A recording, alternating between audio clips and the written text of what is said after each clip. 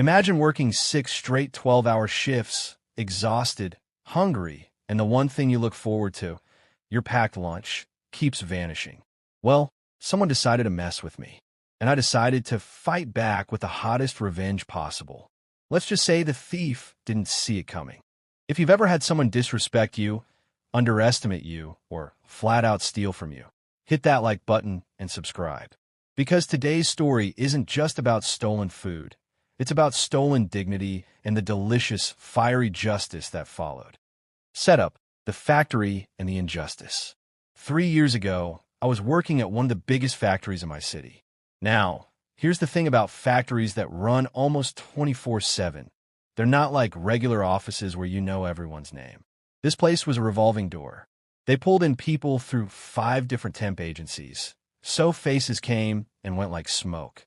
You might work next to someone for a week, and then gone. That chaos created the perfect environment for someone with no morals to thrive. Because when I say nobody knew anybody, I mean it.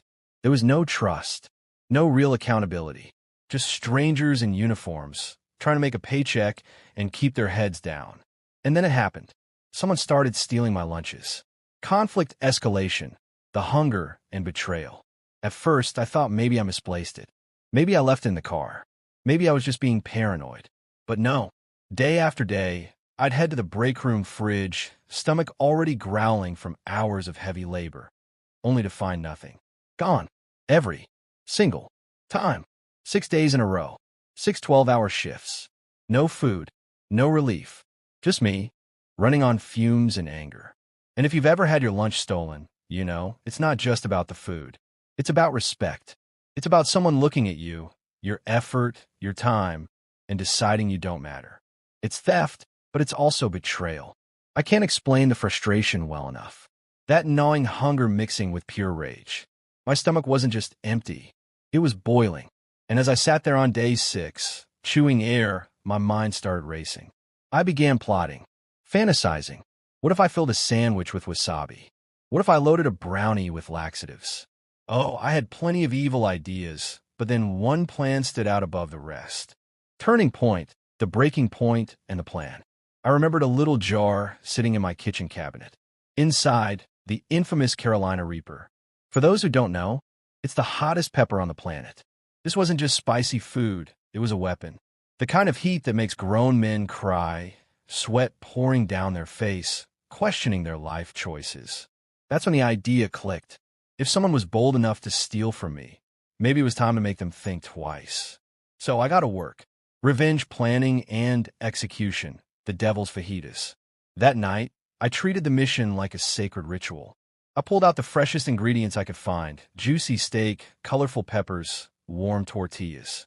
I wanted this meal to look irresistible, like something straight out of a cooking commercial. But the real star of the show was my special pico de gallo.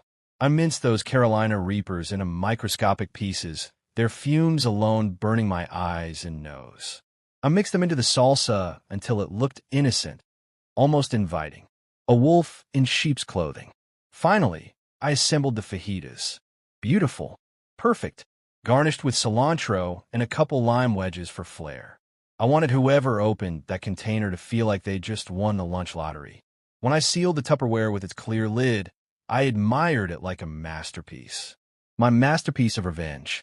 The setup, the trap is laid. The next morning, I walked into work like nothing had happened. I placed the container in the fridge, right where I knew the thief would see it. Bright, tempting, practically glowing with bait. Then I waited. Climax. The revenge unfolds. About an hour later, it happened. A scream. Not just a "ouch, this is hot" scream. A blood-curdling, desperate cry for help. I ran to the break room with the rest of the workers. And there she was, the lunchbox bandit. A woman I barely recognized, someone from one of the temp agencies. She was on the floor, gasping, clutching her throat, her face red and drenched in sweat. The Carolina Reaper had lit her world on fire.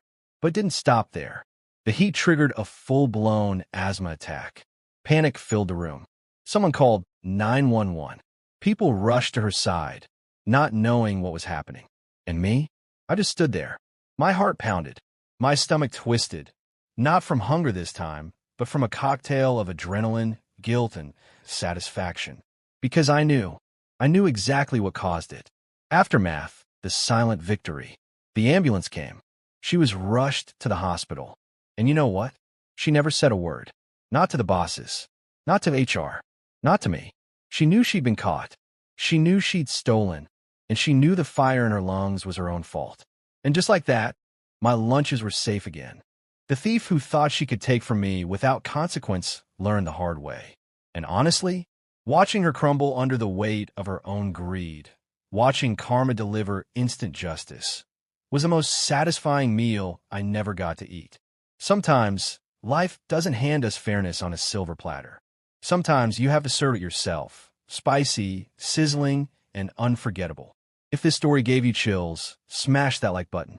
And tell me in the comments, what's the pettiest or most satisfying revenge you've ever seen? Don't forget to subscribe, because I've got plenty more stories where this came from, and trust me, you don't want to miss them.